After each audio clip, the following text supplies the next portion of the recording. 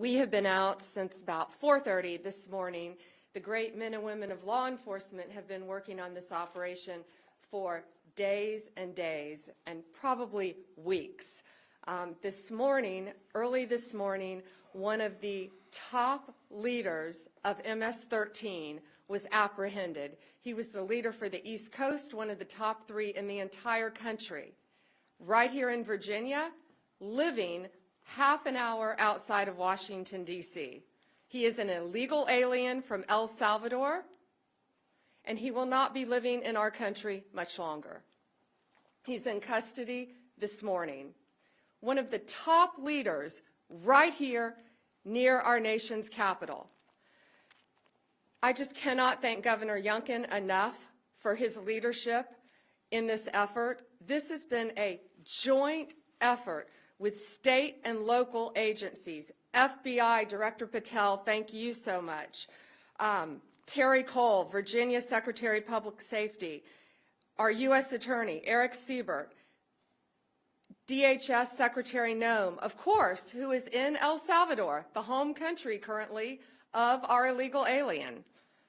DEA Acting Director Maltz, thank you. Our U.S. Marshals Service, ATF, all of the members of our task force who have been working tirelessly. We were out at that scene this morning, and what we saw was second to none. Teamwork, everyone working together. You know, someone made a great point, no egos. It was a team. You could not tell who was with what agency.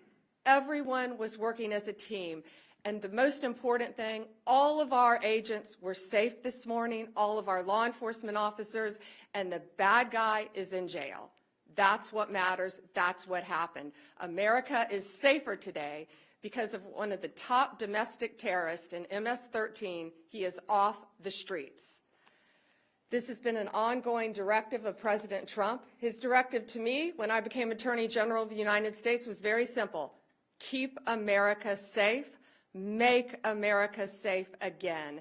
And that's what these men and women have been doing tirelessly every single day since Donald Trump took office. We want to make our streets safer. We want to make our schools safer. We want to make your neighborhood safer. This guy was living in a neighborhood right around you.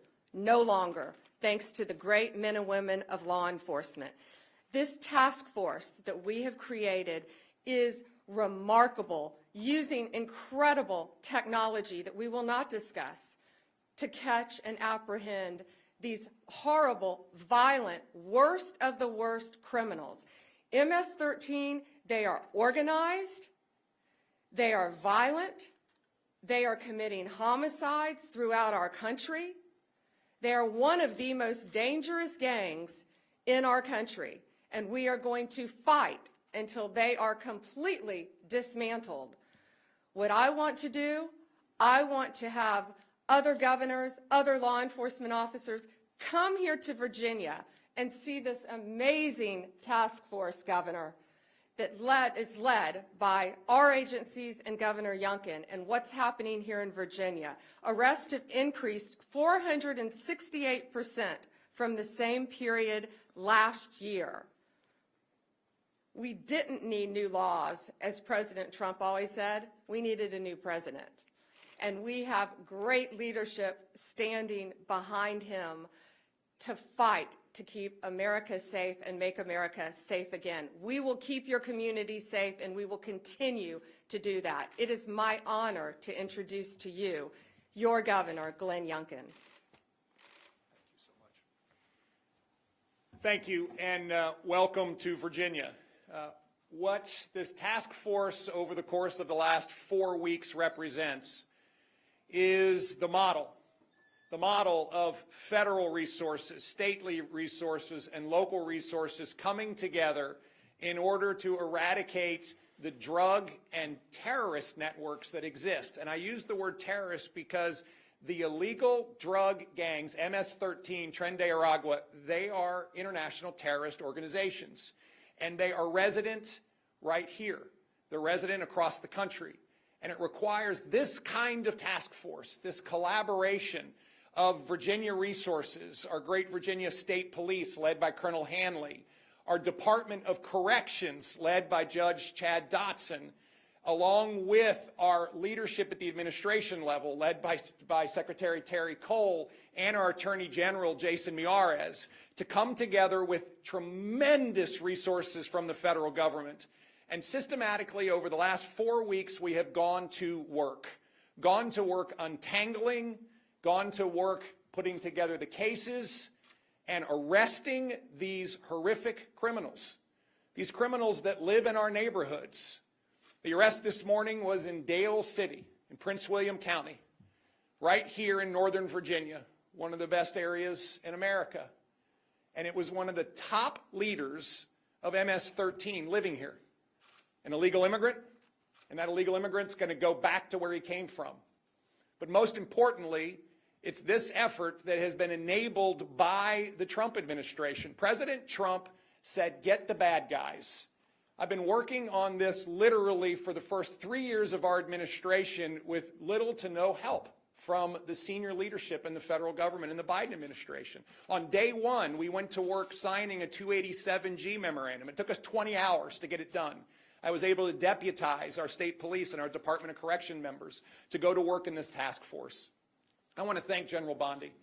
From the second she assumed her position, she was here with us. I want to thank Director Patel. From the second he assumed his position, he was here with us. Resources, capabilities. But I most importantly want to thank the men and women who every day put their lives on the line. These folks go to work with a bulletproof vest on, and they so rarely have anyone say thank you. And today, they deserve a huge thank you, but they deserve a thank you every single day. Over the last 4 weeks, 340 horrific criminals have been arrested here in Northern Virginia. And that allows me to make one last comment. Local jurisdictions that claim sanctuary city status are absolutely unacceptable. Look who's in your community. Look who's living around the corner from citizens that are going to work, trying to build their lives in a place that's the best place in America to live and work and raise a family. And yet we have one of the top 3 operatives from the most dangerous gang in America and the world living around the corner, and you sanctuary cities want to give refuge to them. Listen, it's time for us to recognize that Virginia is not a sanctuary state. We are working to get the bad guys out of here. And if you are a local jurisdiction and not helping us and not cooperating with us, you are working against the safety of all of those men and women that call your jurisdiction home. This task force is a sustainable effort, not a one and done. And that is the most impactful part of it. We get to continue to work together to, yes, General Bondi, make America safe again, and make Virginia the safest state in America. I just want to thank everyone for their tremendous efforts. And now I want to hand it over to the U.S. Attorney of Virginia's Eastern District, Eric Siebert. Thank you, Governor. On March 3rd, we officially launched the operations as part of this Homeland Security Task Force. And this is first of its kind in the nation. It's interagency, which makes it unique.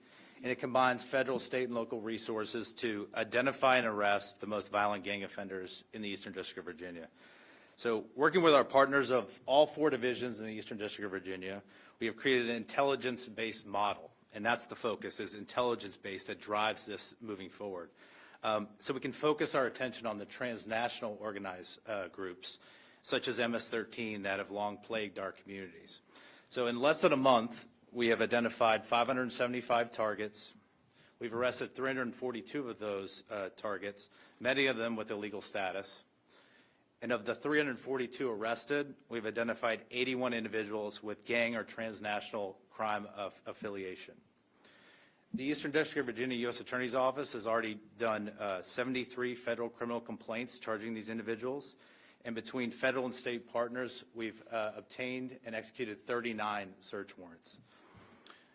We're already hearing in the community that our efforts are having a deterrent effect on these gangs. And so moving forward with the information that we've obtained from our arrests and search warrants, we plan to use the task force model to continue to identify these bad actors and prioritize the rest of the most violent transnational criminals. I want to thank Attorney General Bondi, Governor Youngkin, FBI Director Patel, DA Administrator Waltz and Secretary Cole for your trust on this and support of this Virginia task force. And I also want to thank the hard work of the agents and the special agents of Virginia State Police and the federal agents, and also the AUSAs. My prosecutors have been working around the clock to support this task force. And despite the tremendous success of this task force, I want the public to know this is just the beginning of our efforts. We have a sense of urgency on this, and we do not plan on stopping until every one of these violent gang members is off the streets. And to the criminals, I just have to say, we're coming. So at this time, I'd like to turn this over to FBI Director Patel.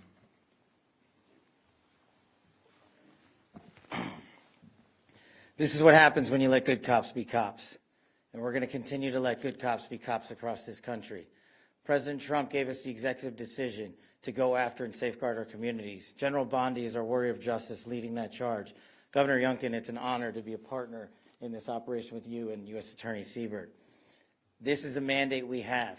Right now we have an American dying every 7 minutes from a drug overdose. That is a national security crisis we have not seen ever before. We have a woman or child being raped every 6.5 minutes in this country.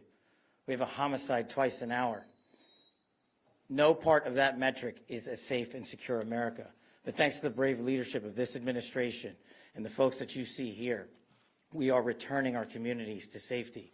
As you heard, we took down this morning a top leader of MS-13. That is not done easily. That is done with brilliant law enforcement. And right here, I'm proud, and I think the governor knows I'm biased, having graduated from the University of Richmond, to have this here in the state of Virginia, here in our Northern Virginia resident agency, with our partnership with our Washington field office and our special agents, our SOS folks, our intel analysts, and our support staff. My priority has been law enforcement across the country, and that will not change. But law enforcement across the country cannot be done just by Washington, D.C. and the federal government alone. This task force was stood up 1 month ago.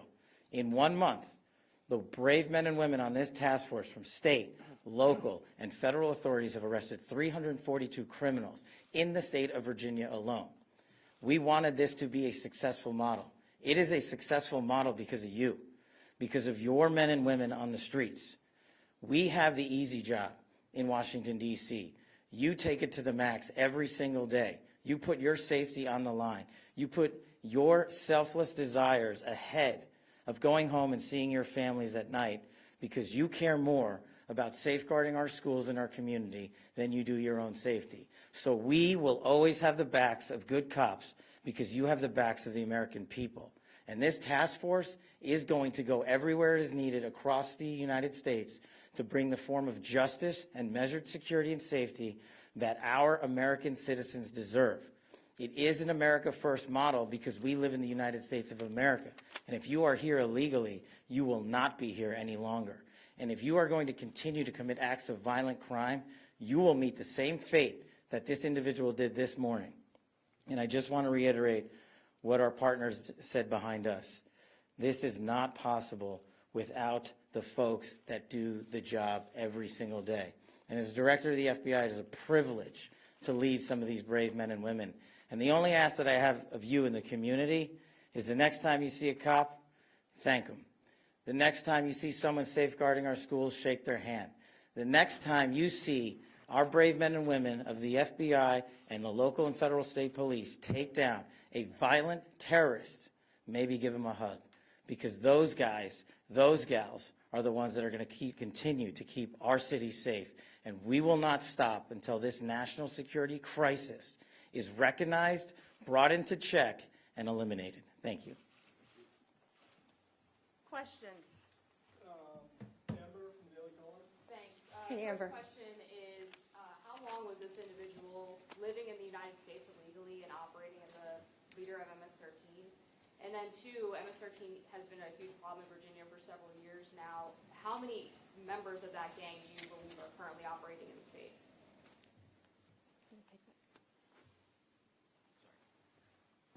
The bottom line is for far too long.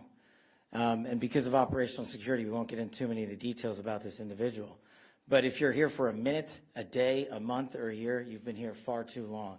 And General Bondi has made it a priority at this FBI that we manhunt every single person committing an act of violent crime.